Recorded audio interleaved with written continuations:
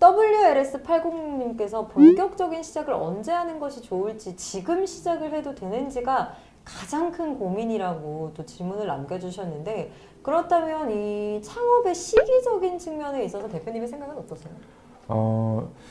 언제가 타이밍인지는 아이템에 따라 아무래도 다르겠죠? 아이템에 네. 따라 다르고요. 네. 준비가 얼만큼 돼 있는지에 따라 다릅니다. 예.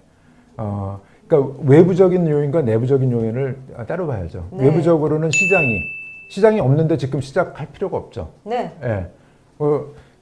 근데 또 준비가 안 돼 있으면 지금 시작하고 싶어도 또 시작을 못 하는 거고요. 그 둘이 이제 다 맞아야 되는 거고, 그냥 내 머릿속에서만 이 궁리를 많이 해가지고 지금 이 사업을 해야 된다, 말아야 된다는 게 아니라, 사업가라는 것은 외부의 환경적인 요인을 갖다 잘 들여다보면서 그 변화로부터 어떤 흐름을 읽고 기회를 잡아가지고 내가 거기에 맞는 준비를 한다든지, 거기에 맞는 어떤 이 사업의 제품과 서비스를 갖다가 만들어내는 걸 시작한다든지, 그걸 다 복합적으로 생각을 해가지고 결정을 해야 됩니다. 네.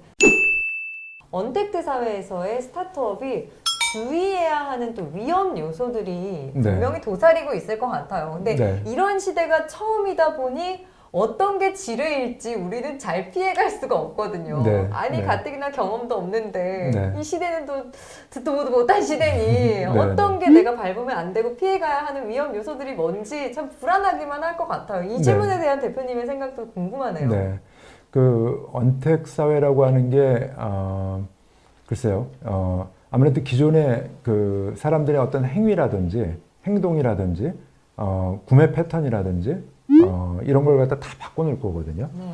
그래서 이제 그런 경우에는 예를 들어서 이제 판매나 유통 채널 이런 것들이 기본적으로 어떤 기반을 갖고 있는 회사들이 승리할 수 있는 가능성이 많이 있습니다. 대기업이라든지 먼저 한 이런 회사들이. 네. 예. 근데 그러려고 하면은 이제 스타트업들이 어려운 것들은 판매나 유통에 있어서 이런 채널을 자기 스스로 갖고 가기가 어려운 거거든요. 그렇죠. 뭐 자사 웹사이트라든지 그 트래픽을 일으켜가지고 다 뭐 판매 사이트를 갖다 만들 수는 있지만은 결과적으로 자기가 스스로 만들어내는 한계가 있기 때문에 그런 채널 파트너들을 이용을 해야 되는데 이제 그런 거를 한번 혁신할 수 있는, 비집고 들어갈 수 있는 그런 이제 기회를 찾아서 어떤 게임을 바꾸는 이런 게 되면 모를까, 아닌 경우에는 이런 것들을 갖다 잘 활용할 수 있어야 된다고 생각이 되고요. 네. 예. 그리고 또 한 가지 뭐 기회나 터닝 포인트 이런 것들은 우리가 스타트업으로 찾아야 될 그런 섹터가 있을 것 같아요. 조금 전에 말씀을 드렸습니다만 아무튼 이런 인프라적인 요소를 가지고 우리가 스타트업이 도전을 한다는 거는 또 한계가 있을 수 있으니까 좀 더 이런 언택으로 인해 가지고 일어나고 있는 현상 중에서 우리가 처음에 들어가서 자리를 잡을 수 있는 세그먼트, 그걸 갖다 찾는 게 가장 중요하다고 생각이 됩니다. 코로나19 팬데믹이 끝나면 사람들의 대면 욕구가 오히려 폭발해서 공유 경제 산업이나 복합 문화 공간 같은 대면화 시대가 다시 한번 재초래될 것 같다고 생각하는데, 또 이 부분에 대한 전문가분들의 생각은 어떠신가요? 저 부분에 대한 생각은 전 사실 안 해봤거든요. 네. 뭐 당연한 얘기라고 생각이 되는데 저거는 뭐 제가 전문가는 아닌데 제 생각은요. 네. 제 생각엔 인간은 사회적 동물이죠. 그러니까 환경적인 요인이 허락이 된다면 당연히 모일 겁니다. 뭐 일을 하기 위해서도 모일 수 있는 부분들이 있고, 그 다음에 어떤 본인의 어떤 소셜 라이프를 위해 가지고 친구들이라든지 친지라든지 가족이라든지 당연히 이제 모이게 될 텐데 과거보다는 그 정도는 떨어질 겁니다. 네. 절대적인 양이 줄어들 것이다. 그렇죠. 네. 네. 그래서 이제 어느 정도 보고는 되겠지만은 이제는 과거로 똑같이 돌아가지는 않는다고 얘기하는 게 전문가분들이 얘기하고 있는 것을 네. 제가 본 기억이 있습니다. 네. 네. 숙제를 어떻게, 뭐가 숙제인지를 당장 잘 모르겠는데 네. 뭐가 숙제일까? 내가 지금 당장 해야 되는 게 뭘까라는 좀 궁금증을 남겨주신 것 같아요. 뭐 독서, 인터넷 신문, 뭐 읽는다면 어떤 책을 읽어야 하는지, 네. 인터넷 신문을 읽는다면 어떤 분야에 대해 조금 더 정독을 해야 하는지, 아니면 어떤 전문가의 뭐 강연을 들어야 더 내가 미국 시장이나 뭐 창업을 하는데 더 많은 도움을 받을 수 네. 있을지, 어떤 숙제를 내주고 싶으세요, 대표님? 네, 저는 뭐 그 공부라고 생각은 안 합니다. 실전이죠. 근데 실전이 어떤 실전이냐면 예를 들어 가지고요. 뭐 이런 케이스도 있습니다. 그 치과 교수님이 창업한 회사예요. 네. 네. 근데 이 마켓을 미국으로 타겟을 해가지고 미국 가서 팔려고 합니다. 네. 근데 이 교수님이 미국 치과대학에 교수를 하다가 한국에 돌아와서 스타트업으로 창업을 하신 분이에요. 미국 시장 굉장히 잘 안다고 생각하세요. 예. 그런데 이걸 팔아야 될 수 있는 데는 그냥 미국에 있는 치과 의사들한테 팔아야 된다고 생각을 하는데, 저희가 조사를 해보니까 미국에는 그런 치과 중에서 딱 10,000군데밖에 팔 수가 없어요. 왜냐? 예? 이건 소프트웨어인데 장비를 갖고 있는, 이 소프트웨어를 필요로 하는 장비를 갖고 있는 곳이, 그 장비가 만 개가 미국에 지금 팔려 있어요. 예. 근데 이분은 지금 한 10만 개쯤 생각하고 있거든요. 예. 시장 조사를 그렇죠. 좀 미흡하게 하셨던 거네요. 네, 그러면. 모르시는 거죠, 네. 시장 조사를. 예. 그래서 이제 사실 그런 게 책에 나오는 것도 아니고 인터넷 뒤진다고 어느 정도 나오기도 하지만 또 다 나오지도 않거든요. 그렇죠. 네. 이런 거는 이제 제가 직접적으로 그 장비 하는 회사의 사장을 한번 만나가지고 얘기하다 보니까 미국에는 그 장비가 10,000대밖에 없습니다. 예. 그 중에서 우리나라 이제 장비 회사인데 15%가 자기네가 판 겁니다. 나머지 85%는 외산인데 네. 전체적으로 10,000대고 그게 있는 그 장비가 있는 치과는 이렇게 제한이 되어 있습니다. 예.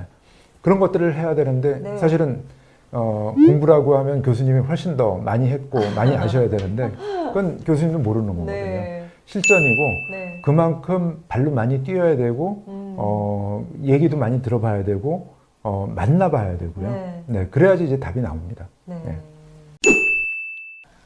약콩두유님, 대표님은 어떤 사람에게 투자를 하시나요? 어떤 모습을 갖춰야 할지 알려주시면 감사하겠습니다. 아무래도 가장 중요한 1순위를 또 사람으로 꼽으셨기 때문에 네. 대표님이 또 다른 뭐 투자자분들은 어떨지 몰라도 나는 사람을 볼 때 이 부분이 참 네. 중요하더라 네, 네. 하는 부분이 있으신가요? 네. 그 첫 번째 아까 말씀드린 에너지와 열정이 있어야 되고요. 두 번째 리더십이 있어야 되고요. 세 번째 해당 문제를 해결할 수 있는 전문성이 있어야 됩니다.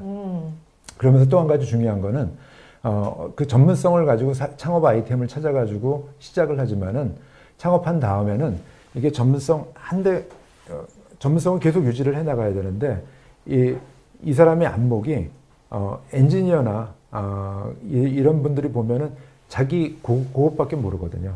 근데 이 시야가 이제 넓어지기 시작해야 돼요. 네. 시장을 볼 수 있어야 되고 네. 종업원들을 볼 수 있어야 되고 네. 고객을 볼 수 있어야 되고 그래서 하다못해 내가 예를 들어서 신입사원을 갖다 뽑는다 하더라도 어떤 질문을 할지 인터뷰할 때 뭘 물어봐야지 더 효과적으로 할 수 있을까? 이런 것들은 사실 굉장히 상식적인 거거든요.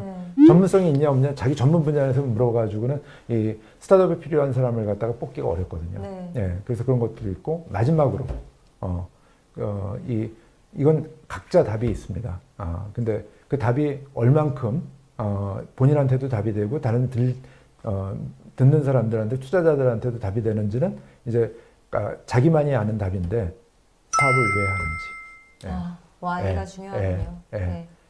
이 Y에 대해서 그 얘기를 해야 되는데 이건 각자 자기의 꿈과 자기만의 답이 나올 수 있어야 되고 그게 논리적이어야 되고 당위성이 있어야 되고 투자자들을 정말 설득할 수 있는 그런 게 필요한 거죠.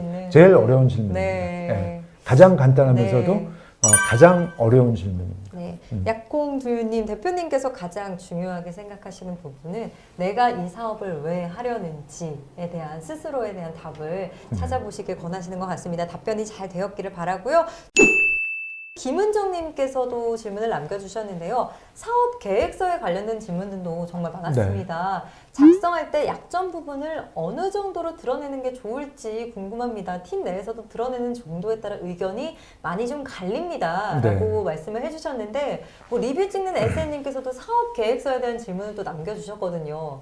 이 계획서 사실 내 열정을 고스란히 이 다큐멘트 문서로 전달하기에는 참 어느 정도 한계가 있고 그쵸. 이게 100%다 전달이 될지 늘 노심초사하는 분들이 많으실 텐데 좀 팁을 알려주시겠어요? 네. 이 약점 부분을 일부러 뭐 명백하게 뭐 서류상으로 명백하게 남길 필요는 없다고 생각이 되는데 또한 일부러 가릴 필요도 없고 가려서도 안 된다고 생각이 됩니다. 네. 투자자는 사실 많은 기업들을 검토하고 실제로 투자해서 이 전개되고 있는 많은 사업을 갖다가 보고 있기 때문에 만나면은 이 사업에 있어서 지금 이 팀들이 어떤 부분을 지금 갖추지 못하고 있는지 알게 됩니다. 그래서 이제 제가 예전에 뭐 그 비슷한 사례로 이 창업자인데 나름대로 굉장히 성공을 많이 했습니다. 그래서 대기업에 그 사업을 갖다 매각을 한 친구인데 굉장히 자신감이 있는 친구입니다. 근데 이 친구 같은 경우에 자기가 답이 없는 거는 답이 없다고 얘기를 합니다. 그런데 아직은 답이 없는데 나는 이러이러한 식으로 고민을 하고 있고 이런 식으로 한번 찾아보려고는 하고 있는데 현재는 답이 없습니다. 이렇게 얘기를 합니다. 솔직한 게 좋습니다. 그래서 뭐 처음부터 우리 약점은 이겁니다 얘기하면은 왜 도입 부분도 저렇게 할까? 바이어스가 생겨 그럴 텐데 그런 건 아니라 하더라도 우리의 장점 설명하고 설명할 거 다 하고 난 다음에 현재 그런데 저희가 아직 갖추지 못하고 있는 부분은 이런 겁니다. 저희가 도움이 필요한 부분은 이런 부분입니다. 도움이 필요하기도 하고 앞으로 이런 부분은 좀 외부에서 사람을 충원을 해가지고 그 팀에서 해결을 하려고 합니다. 라든지. 모든 게 솔직한 게 그럼요. 가장 강점이 또 될 수도 있겠네요. 스타트업 초기 단계를 지나고 수익 창출 또는 고객 확보를 할 수 있을 것 같은데 어떤 것이 더 중요하다고 생각하시나요? 초기 단계를 좀 지나치신 분인 것 같아요, 이미 조예찬님께서는. 저는 고객 확보가 더 중요하다고 생각합니다. 뭐 수익 창출이 수익이 이익을 얘기하는 건지 모르겠는데요. 초기 스타트업은 그러니까 이윤을 남긴 이익을 낼 생각보다는 고객 기반을 확보를 하고 그다음에 이제 고객 기반을 확보하면 매출은 어느 정도 확보가 되죠. 근데 비용을 커버할 수 있는 매출이 될지 안 될지. 하지만은 고객을 먼저 확보를 할 수 있다 그런다면은 고객은 그만큼 이 회사의 솔루션을 제품이나 서비스를 갖다가 필요로 하는 거고요. 이 필요성이 자기의 어떤 심각한 문제를 풀어주는 그런 사람들만 돈을 내고 쓸 거거든요. 근데 그 사람들은 쉽게 사라지진 않습니다.